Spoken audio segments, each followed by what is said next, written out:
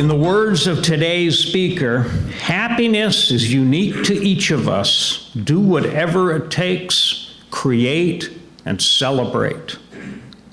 Peace and love. Good morning, beautiful people.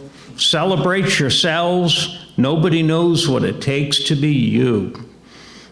Each morning, our speaker puts up his coffee thoughts, and this is one that he placed a couple of days ago that I love. Keith Worrell celebrates life every day. He allows his inner child to guide him as each day was Christmas, and I'm happy to call him my brother. I'm happy that he has chosen the fellowship to be part of his inner circle. Let's give Keith a warm fellowship welcome.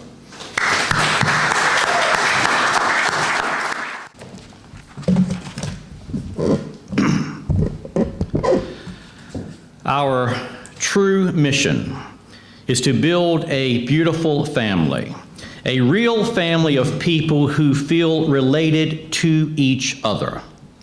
This family must extend across religious walls and barriers. This family must reach across socioeconomic class barriers. We must reach and encompass the poor and the sick, the criminals and the insane. Every person on this planet needs to know that someone cares.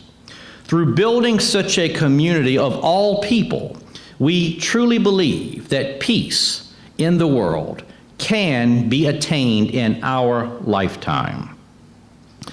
Now, for any of you that have been here when I've spoken at the fellowship before, you will, if you listened, remember that I've always included the words of Paul Solomon in my delivery. Why? There are a few reasons. I think we need to keep the foundation of the founder of this organization forefront on our path towards the future.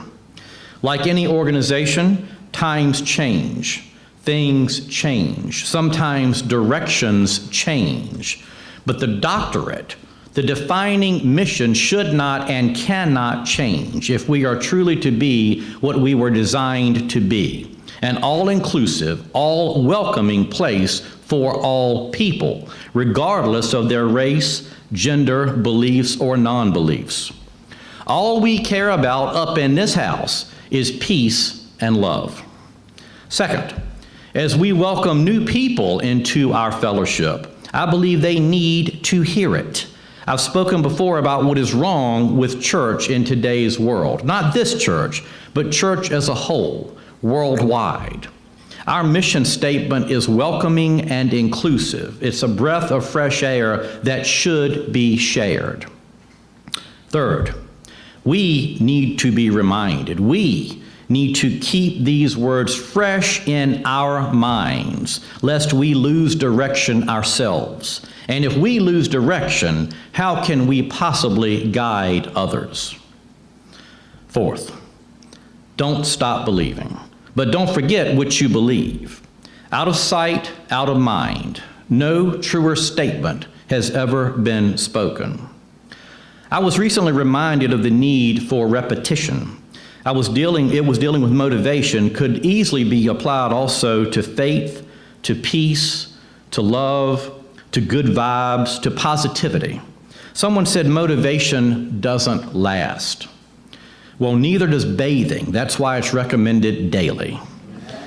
If we don't do something regularly, out of sight, out of mind, we must motivate ourselves daily.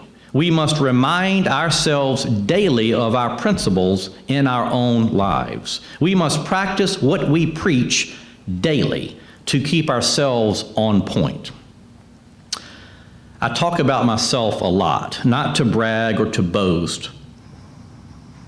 It's just a sharing of my personal journey, my own limitations and my own insecurities. We all have them, and I believe if we open up, if we trust and reveal our own drawbacks, it helps us and it helps others.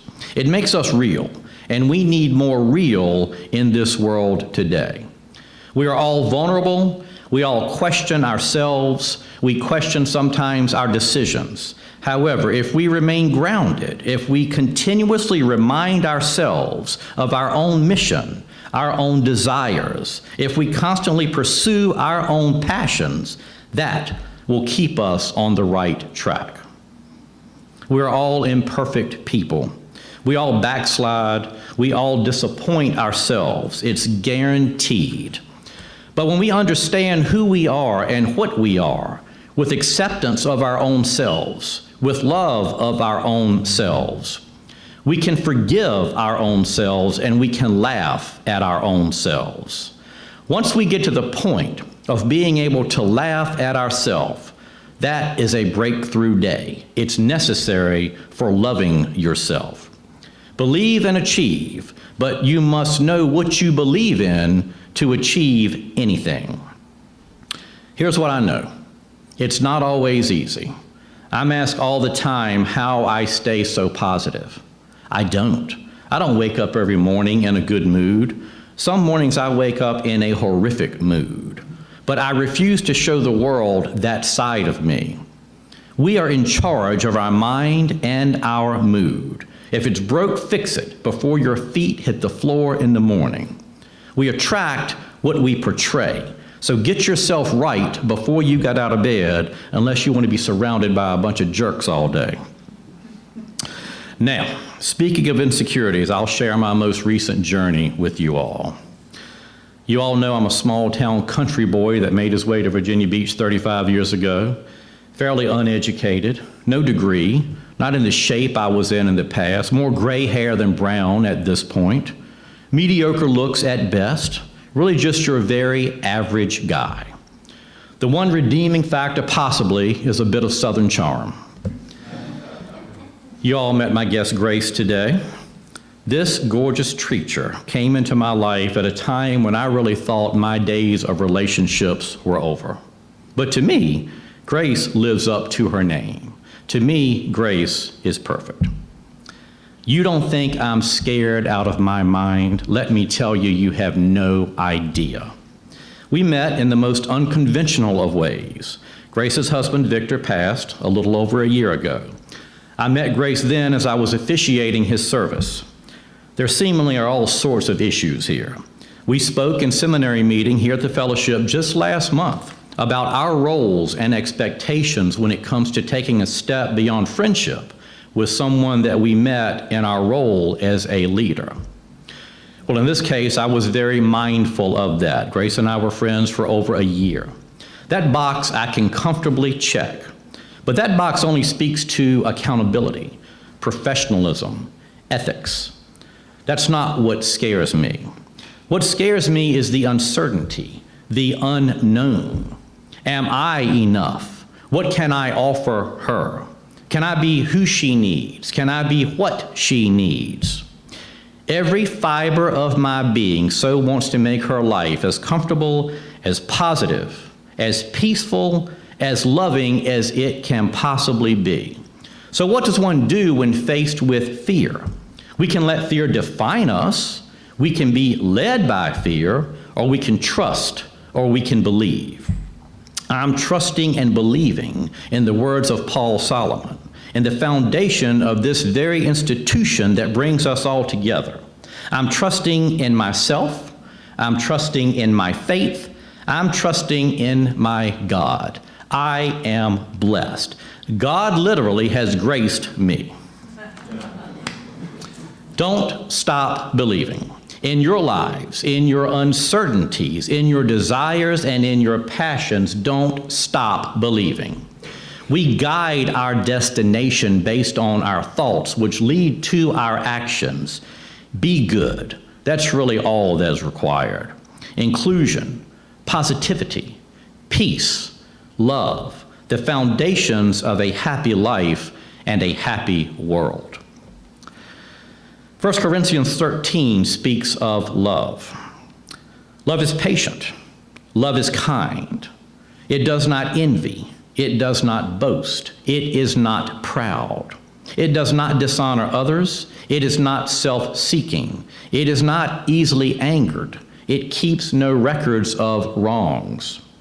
Love does not delight in evil, but rejoices in the truth. It always protects, always trusts, always hopes, always preserves. Love never fails, but where there are prophecies, they will cease. Where there are tongues, they will be stilled. Where there is knowledge, it will pass away. For we know in part, and we prophesy in part. But when completeness comes, what is in part disappears. When I was a child, I talked like a child. I thought like a child. I reasoned like a child.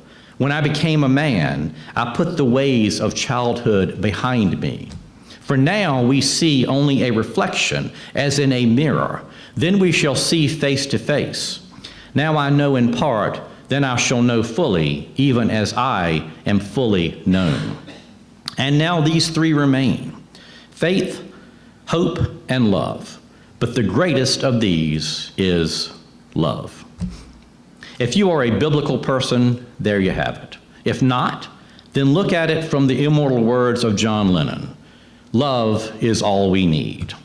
It matters not which direction you are coming from. The destination for a happy life, a fulfilling life, a peaceful life is love. Don't stop believing. Don't stop believing in your passions. Don't stop believing in yourself. Don't stop believing in love. I believe in all of you, and I love all of you. Thank you.